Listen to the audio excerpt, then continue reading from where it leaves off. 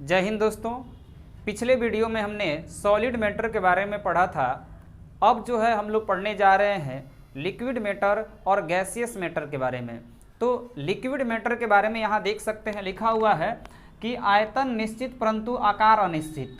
यानी liquid matter क्या होता है, तो पदार्थ की वह अवस्था जिसकी आकार जो होता है अनिश्चित होता है परंतु आयतन निश्चित होता है, उसे हम लोग लिक्विड बोलते हैं। इसका उदाहरण भी देख सकते हैं। जैसे मान लीजिए मेरे पास एक कंटेनर है और इस कंटेनर में जैसे 100 ml वाटर है, 100 ml हमने वाटर इसमें ले लिया। इस वाटर को इस कंटेनर से उठाकर इसमें रख देंगे तो इसमें भी रखेंगे तो ये 100 ml ही होगा, परंतु होगा क्या कि इसका शेप बदल जाएगा, यानी इसका आकार जो होगा वो बदल जाएगा। अर्थात आयतन वही रह रहा है लेकिन आकार क्या हो रहा है, बदल जा रहा है। तो उसे हम लोग बोलते हैं द्रव। किसी भी द्रव को ऐसे करेंगे तो होगा।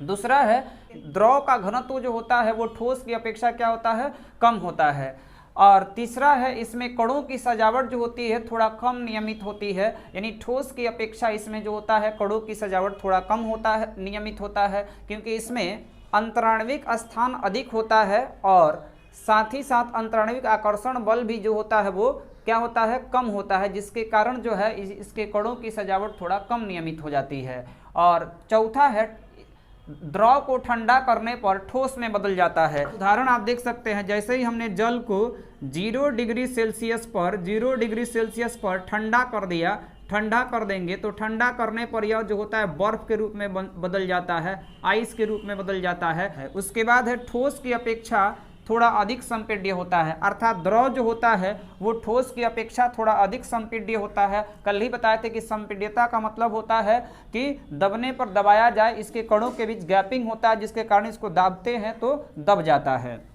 उसके बाद है निश्चित ताप पर बॉयल होता है। मतलब यह जो होता है द्रव जो होता है एक निश्चित ताप पर बॉयल होता है, जिसे हम लोग क्वथनांक के नाम से जानते हैं। जैसे जो है वाटर को जब आप 100 डिग्री सेल्सियस पर गर्म करते हैं तो यह जो है वाष्प में बदल जाता है, वेपर में चेंज हो जाता है। तो इसको हम लोग बोलेंगे कि यहाँ जल का जो क्वथनांक है वो 100 डिग्री सेल्सियस है। इसके बाद जो है आपका पदार्थ की तीसरी अवस्था है गैसियस मैटर, गैसीय पदार्थ। गैसियस पदार्थ किसे बोलते हैं, तो वह पदार्थ जिसका आकृति तथा आयतन दोनों क्या होता है, अनिश्चित होता है, फिक्स नहीं होता है, ये जिधर मन करता है उधर जाता है ना। तो ये होता है आपका गैसियस मैटर। अब जो है दूसरा है इसमें कणों की व्यवस्था जो होती है अनियमित होती है, यानी डिसऑर्डर्ड अरेंजमेंट होता है। क्यों? क्योंकि इसमें पार्टिकल्स जो होते हैं वो काफ़ी दूर दूर पर होते हैं, जो इसमें कंस्टिट्यूएंट पार्टिकल्स होंगे वो काफ़ी दूर होते हैं और दूरियां बढ़ने के कारण जो होता है इसमें का रिश्ता कमजोर हो जाता है। अर्थात अंतराण्विक आकर्षण बल जो होता है नगण्य हो जाता है, क्योंकि कणों के बीच डिस्टेंस ज़्यादा बढ़ जाता है।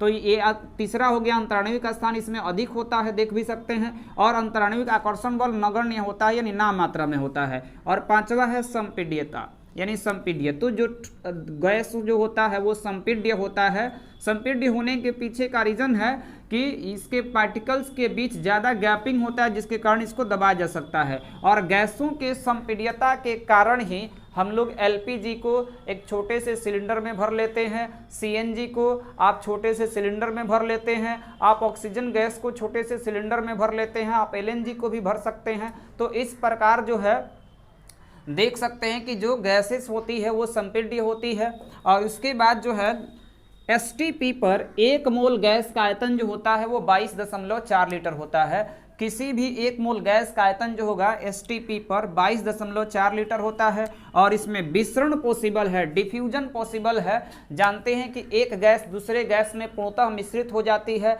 जैसे अगरबत्ती का जलाने पर उसका सुगंध जो होता है वायु में मिक्स हो जाता है, परफ्यूम मारने पर उसका सुगंध जो है वायु में मिक्स हो जाता है, या अदर गैस जो है वायु में मिक्स हो जाती है। तो इस प्रकार जो है क्या होती है कि गैसों में विसरण पॉसिबल, और इसका उदाहरण भी यहाँ देख सकते हैं।